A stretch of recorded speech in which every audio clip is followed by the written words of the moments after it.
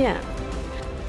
Jelas dengan fakta-fakta yang saya temukan, saya menyampaikan protes keras terhadap peraturan yang dikeluarkan oleh Menteri Perdagangan.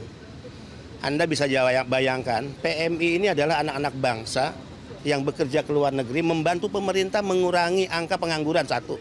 Kedua, dari hasil gajinya itu disumbangkan pada negara. Mereka ini penyumbang devisa terbesar kedua pada negara ini. Setelah sektor migas, 159,6 triliun disumbangkan PMI kepada negara ini. Jadi dolim dan jahat negara ini jika negara mengeluarkan aturan yang menyengsarakan mereka.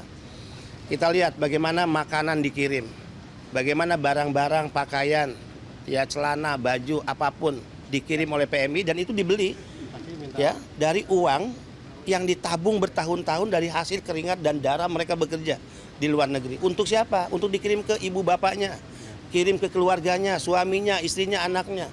Dan barang-barang itu karena aturan lartas tertahan. Dan dua resikonya, satu dikembalikan ke negara di mana PMI bekerja, itu pun tidak mudah, ada proses dan biaya tinggi. Dan kedua, pemusnahan. Dolim nggak tuh negara? Orang membeli dengan hasil kerja bertahun-tahun, kemudian barangnya dimusnahkan. Ini jahat menurut saya. Lebih lanjut, Benny menilai peraturan Menteri Perdagangan sangat menyengsarakan rakyat, khususnya para pekerja migran. Benny menegaskan harusnya pemerintah hadir dengan mengeluarkan kebijakan relaksasi pajak, bukan membatasi jenis dan jumlah barang, baik bawaan dan kiriman dari para pahlawan devisa. Benny Ramdhani akan membawa masalah ini langsung ke Presiden dan Menteri Perdagangan Zulkifli Hasan agar dilakukan revisi Permendak tersebut.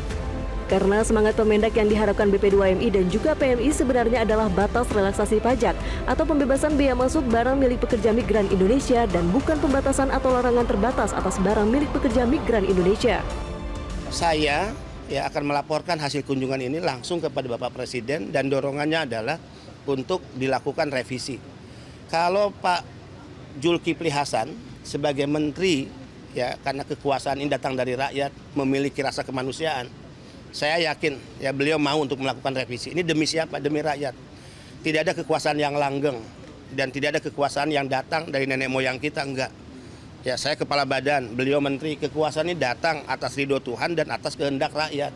Dan kita bekerja sepenuhnya untuk rakyat, bukan untuk nenek moyang kita, bukan untuk partai kita, bukan untuk keluarga kita. Saya pernah mengatakan, cara berpikir penyelenggara negara yang selalu mencurigai rakyatnya, itu harus dihentikan. Mencurigai PMI, seolah-olah PMI kalau beli barang itu untuk bisnis, ya untuk komersil, hentikanlah. Yang harus dicurigai itu para pejabat negara, banyak kasus. Berangkat ke luar negeri, belanja, barangnya diselundupkan lewat Garuda misalnya. Itu kan ada kasusnya, mobil mewah, kemudian sepeda mewah. Ya, ini kan banyak kasus. Atau mereka yang visa turis, yang hanya untuk jalan-jalan, belanja, mereka yang dicurigai. Masa negara mencurigai rakyatnya, mencurigai pekerja migran Indonesia, itu dolim, itu jahat menurut saya. Sampaikan ke Pak Menteri. Ya, kita koordinasi sama Pak Menteri, Pak Kepala untuk bisa mensupport apa yang menjadi concern beliau. Ya, terima kasih. Terima kasih ya, terima kasih Pak. Dari kunjungan kedua gudang penampungan barang di Pelabuhan Tanjung Mas Semarang, masih ada ribuan dus yang berisi barang dan makanan kiriman para pekerja migran Indonesia.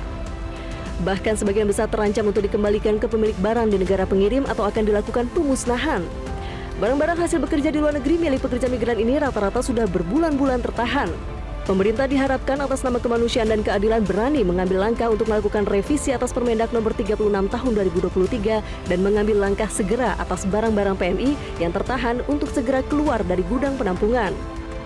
Hal ini agar barang-barang itu bisa dinikmati dan digunakan dalam perayaan Idul Fitri atau Lebaran 1445 Hijriah. Dari Semarang, Andrea Prianto, Wahyu Sigit, Metro TV.